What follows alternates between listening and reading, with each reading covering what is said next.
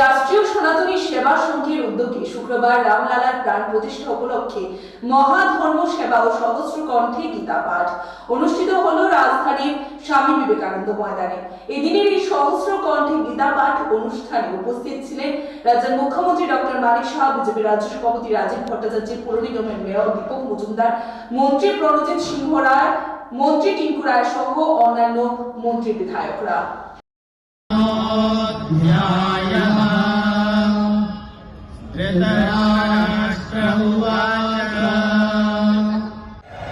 রাষ্ট্রীয় সনাতনী সেবা সংঘের একটা সংগঠনের পক্ষ থেকে আমরা আজকের যে মহাধর্মসভা এবং আমাদের সহস্র কণ্ঠে গীতা পাঠ সেটার আয়োজন করেছি।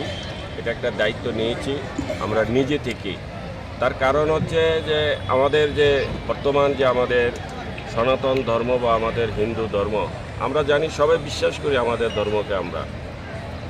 আমরা আমাদের ধর্মের প্রতি সমস্ত চিন্তাভাবনা আছে। তারপরও দেখেছি আমাদের যে নতুন নতুন প্রজন্মরা হচ্ছে বা নতুন প্রজন্মরা তাদের কাছে যে ধর্ম সনাতন ধর্ম এই বিষয়টা তাদের কাছে সেই রকম শিক্ষা বা সেই রকম ধর্মের প্রতি তাদের যে দায়িত্বশীলতা বা ধর্মকে নিয়ে যে একটা নিজের ধর্ম, যে নিজের ধর্মকে আমরা নিজেরা কিভাবে আরও বেশি করে প্রচার এবং প্রসার করতে পারি তার প্রতি যে একটা আলাদা চেষ্টা সেটা আমরা দেখছি একটু কম হচ্ছে। তো সেই জন্য আমরা চাই এখানে আজকে যাদেরকে দেখছেন এখানে বেশিরভাগই যে তারা কোনো না কোনো কলেজে, কোনো না কোনো বিশ্ববিদ্যালয়ে, কোনো না কোনো স্কুলে, আমরা চাই তারা যেন একটু বেশি করে ধর্মের প্রতি যেন তাদের একটা আকৃষ্টতা বাড়ে, ধর্মকে নিয়ে যেন তারা সবসময় একটা চর্চা করে, ধর্ম শিক্ষাটাকে যেন তারা মূল্যায়ন করে। কারণ আমরা সবাই জানি কোনো বিপদে পড়লে আমরা ধর্মকেই ডাকি সবার আগে, ধর্মই যেন আমাদেরকে রক্ষা করবে। তো সেই রকম ধর্ম যেমন আমাদেরকে রক্ষা করে, আমরা যেই রকম বিশ্বাস করি সেই রকম আমাদেরও কর্তব্য যে আমরা ধর্মকে কীভাবে রক্ষা করে রাখবো। কারণ ধর্ম রক্ষিত থাকলেই তো ধর্ম আমাদেরকে রক্ষা করবে।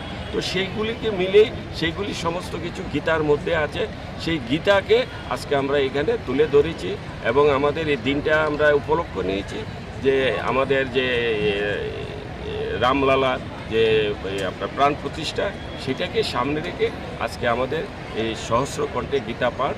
এবং এখানে অনেক বড় বড় সাধু সন্তরা এসছে, আমাদের জগৎগুরু শঙ্করাচার্য এসেছে 2 জন, আমাদের মহামণ্ডলেশ্বর এসেছে কয়েকজন, এই রকম আমাদের ত্রিপুরা রাজ্যের অনেক সাধু সন্তরা এখানে আজকে উপস্থিত আছে।